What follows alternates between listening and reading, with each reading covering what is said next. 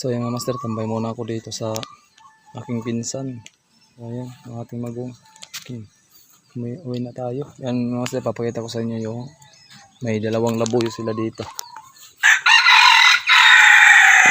Yan yung tilaok. Magong. Dalawa yan mga master eh. Tilaokin muna natin. Talo pala yung isang labuyo dito sa isa rin. Yun yung mga master, huli lang to nila dito sa sa bahay na nila dahil noong unang season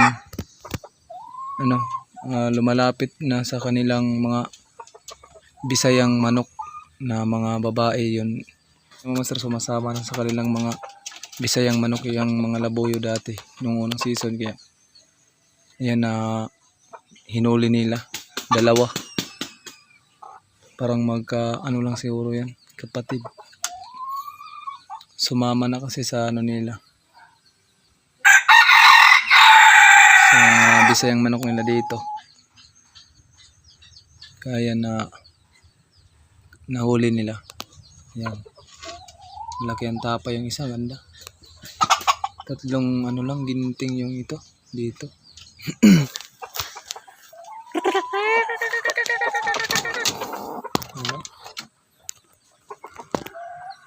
Yan. Ganda.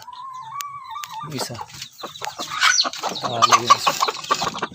Yung isa. Yan. Yung isa. Yung pakita. Ito maganda. Maganda. Ganda.